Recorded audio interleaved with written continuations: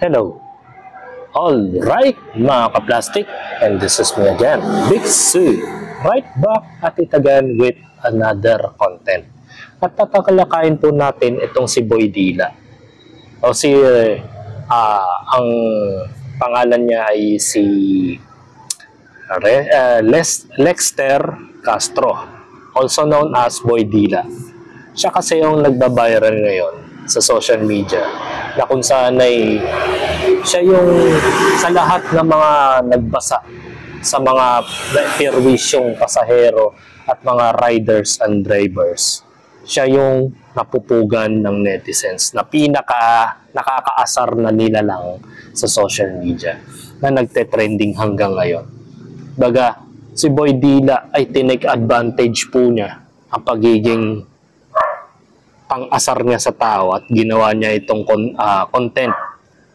At papanorin natin ngayon, hindi dahil sa ginawa niya at mayroong buwelta ang mga tao sa kanya. Marami siyang maraming tao ang nag-fake booking at nag-order ng online shop o parcel na dumating sa kanya ng attended sa kanyang lugar, na may nagpe-fake booking at nagpe-fake parcel. At higit sa lahat, marami rin ang iba. So panoorin natin yung unang video niya, mga ka-plastic. Boss, 2,360. 2,360 oh. Grabe. Boss, kanina yan, boss. Kanina yan. Okay, Lexter. Sir, makinig ka. Makinig ka. Rider dyan, kuya. Itong Lexter Castro na to, na-scam pala to. Ayun, boss. Dexter Castro din. Oh, Dexter Castro din, oh. Ilagay ito, boss. Ang dami, no? Grabe kayo. 3,600. Yung in-order nyo, oh. Grabe kayo, oh. Grabe yun, oh, boss, oh. Sino yung literal na perwisyo ngayon yung sabihin? Alam mo mga ka-plastic, hindi naman magiging ganyan ang mga netizens sa kanya. Parang pinaparamdam ng mga netizens kung gaano kasakit yung ginagawa niya sa mga tao.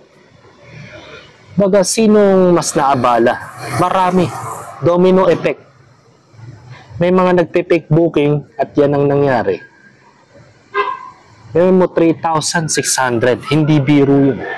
Ang pinakamalaking in-order sa pagkain sa Jollibee. Hindi naman siguro layunin na maperwisyo yung mga riders. Yun nga lang, masisira yung ratings nila dahil sa fake booking. At higit sa lahat, mga ka-plastic, hindi magandang biro din ito kumpara sa biro ni Lexter. Si Lexter kasi, kumpara sa biro niya, halos pantay lang eh. Baga naabala yung sistema o yung ginagawa niya bilang yung mga gumagawa, yung mga nagdadaan sa lugar nila na pumapasok sa trabaho. So hindi mo rin masisisi yung mga taong yun. At meron pang nag-order sa kanya, mga ka-plastiko. Ang nakakatawa dito, 2,360 oh. may book sa kanya. 2,360 You know, 2,360 oh. May nag-book, may nagpa-deliver sa kanya ng bubong. Baka makulong kami dyan, ha? Grabe, no? Ang dami naman yan. Last tama naman ito, oh. Papagawa ng bahay si Lexter. Hirap pa rin magpapagawa yan. Papagawa lang yan niya. Scam lang yan, ya. Grabe.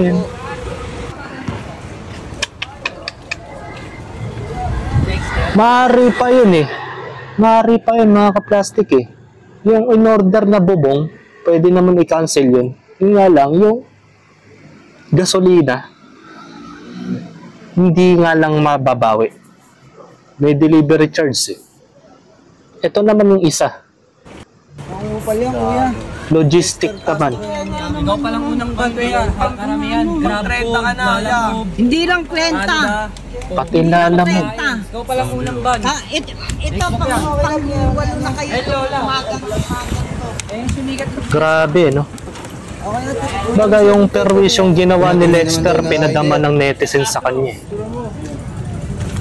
Baga, kung nagbiro siya nung Saan fiesta, yan, boss? ngayon biniro naman siya ng taong bayan. Scam yan. Aray ko. Ginagamit pangalan ng tropa. Jollibee nga, 2,000. Jollibee, 2,000. Food Si panda. Boy Dila. Boy Dila, oh. Kagising lang. So, sabay palo ang gago. Tingnan mo. Pagka tinake advantage din niya, ginawan niya ng content yung nangyari sa kanya ngayon. Follow nyo daw siya. Sarap. So, meron pa tayo video na isa pa. Ito naman ay pinadalhan naman siya ng bulaklak ng patay. Plastic. Panoorin natin ito. Boss, kanina yan, boss. Ano yan? Anong ano yan? Grabe, oh. Mga bala eh. Bulak-bulak, oh. Ito pangalan niya. Grabe. Ang ungas, oh. Gogo ng uban ng tao. Matinding bashers yung ginawa. Grabe, oh. 2,800 bulaklak. Buhay pa yung tao.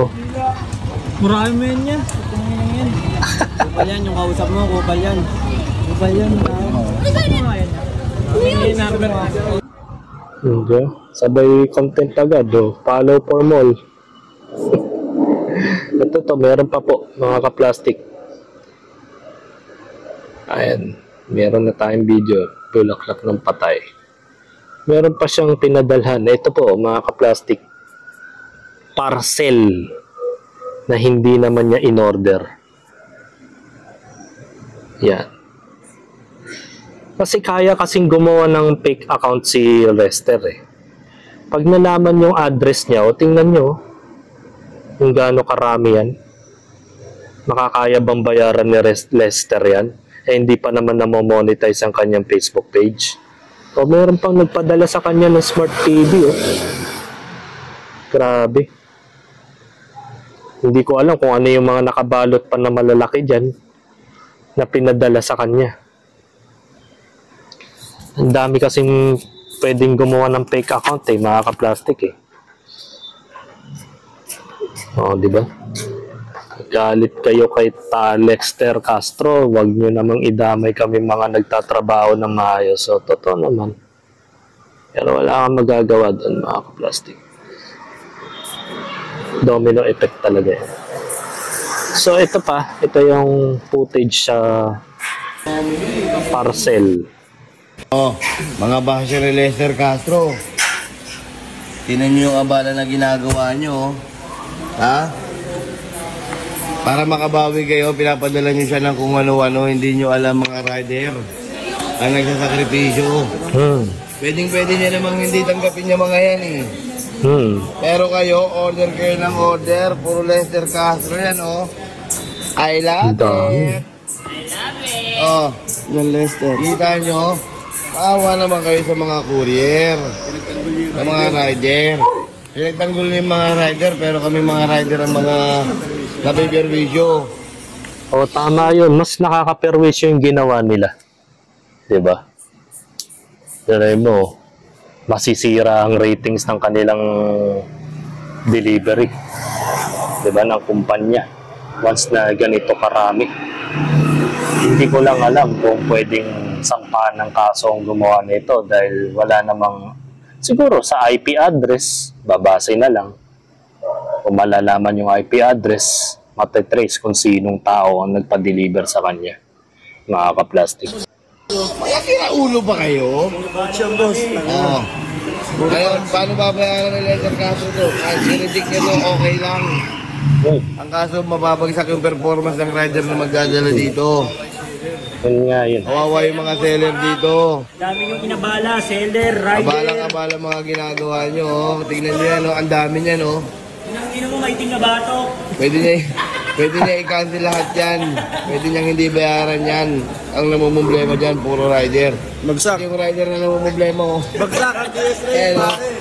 RTS rate. Maawa naman kayo, itigil nyo yung pag-order nito sa Shopee o kaya Lazada. Di ba? Maraming naabala. Kasi isipin mo, gaano karami yan? Magkano ang costing niya? Tapos gagawin yung biro. Mabuti sana kung nagpadala na lang kayo at binayaran nyo yan eh. Baka natuwa pa Sir Lexter sa inyo. Akala mo magagawa ni Lexter na bayaran yan na hindi naman niya talaga in-order? Diba? Kawawa talaga yung rider. Hindi si Lexter ang kawawa dito. Bagkus nagawan pa niya ng content, lalo pa siyang sumisikat. The more you bash, the more na magiging famous yung tao. Nga lang, sa maling paraan. Pero mas pinerwiso nyo yung mga rider kumpara sa isang rider na nabinasalang niya. Diba? Literal. Na sino mas nakaabala o sino ang nakasira ng trabaho. Diba? Yung mga rider, yung mga netizens mismo na nambabash kay Lexter ang nakasira ng hanap buhay. Lexter may choice naman yan. Pwede niyang tanggihan yung fake booking. Kasi mahirap kapag bigla kang sumikat sa social media at hindi mo sinapribado yung iyong identity. Kaya nga marami sa mga vlogger hindi nila nilalagay ang real name nila at hindi nila nilalagay yung full address nila sa Facebook account. Lahat yun naka-private. Yan. Siguro, yung mga nag-fake booking na yan, it's either na taga dyan din o yung mga nakakakilala sa kanya na may connection din. Diba? Na pinagtripan siya at pinag-advantage yung bashing sa kanya. Palagay mo ba ako taga Cainta?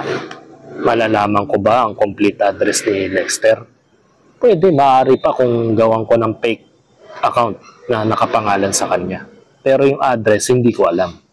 Siguro yung mga nakakaalam ng address niya, kilala din siya kung saan siya nakatira. Diba? Kaya ginawan siya ng ganito. Pero ang mas nakakaperwisyo dito on the top, mga rider pa rin. Talo pa rin yung rider dito. Hindi si Lexter. Lalo mo lang siyang pinasikat sa ganitong paraan, mga kaplastic. Lalo pa siyang sumikat at kasi ginawan niya ng content at nag-trending na naman siya. Yung dalawang account niya, tumataas yung followers. Tapos nagla-live pa siya araw-araw. Kaya lalo lumalaki ang followers niya. The more na pinapansin mo itong taong to, si Lexter, the more na lalo siyang sumisikat, mga kaplastic. Si Boy Dila, mga kaplastic. The more na pinapansin mo yung kabulastugan niya sa social media, kung hindi nyo na pinapansin yan, palagay mo ba lalaki ang followers niya ng ganyan? Diba? Magalit man tayo sa ginawa niya, wala na tayong magagawa Nangyari na Ang moral lesson na lang dito ay mag-take an action tayo sa local government ng San Juan na hindi na dapat ito maulit. Diba? Dapat ganun ang dapat na suggestion dyan. Dapat yung mga naperwisyo ni Lexter at ang iba pang mga tao dyan na nakasira ng laptop, ng mga activities sa kanilang eskwelahan, mga portfolio, mga gamit sa trabaho na nabasa, dapat i-report to sa local government ng San Juan. Ipabayad mo sa kanila. Kasi sino ba ang nagpasimuno ng ganong klaseng tradisyon? Na sila rin, mga taga San Juan. So, sa mga local government nyo, ireklamo yan. Ipabayad sa kanila yung nasirang laptop, ipabayad mo sa kanila yung mga nasirang activities, yung mga project ng mga estudyante, pati uniform, pati yung mga gamit sa kotse na binasa nila on the spot sa loob, pati yung mga sasakyan. Diba? Ipabayad nyo sa kanila. Dapat ganun ang ginawa ninyo, hindi yung nakaperwisyo kayo ng rider na walang kamalay-malay, nag-fake booking kayo at dumagsa ang mga fake booking kay Lexter. So hanggang dito na lang ang aking opinion. Habang tinitirada nyo yung tao, lalong sumisikat. At yung pamamaraan ninyo, bulok. Lalo lang nagiging take advantage to kay Boy Dila. na lalo siyang sumisikat. At hindi siya nagdudusa.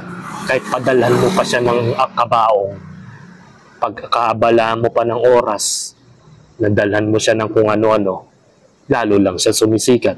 Eh kung di nyo pinapansin, palagay nyo sisikat yan.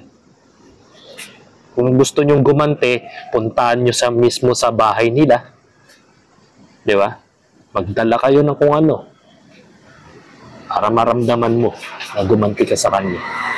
Yan kung makakapasok ka sa teritoryo nila. So hanggang dito na lang ang aking opinion. And this is me again, Big Sir. Lagi nagsasabing, ang mga plastic ay matagal mabulok dahil ang mga plastic ay toxic. Kaya, what's up mga ka-plastic? And this is Gambid commentary video ng video live stream. Signing off. Alright. Mga ka-plastic, kung nagustuhan nyo ang aking video, i-subscribe nyo lang ang aking channel. At the same time, i-hit nyo rin ang notification bell at yung all para ma-notify kayo sa aking susunod ko pang video sa aking YouTube channel. Maraming salamat po mga ka-plastic.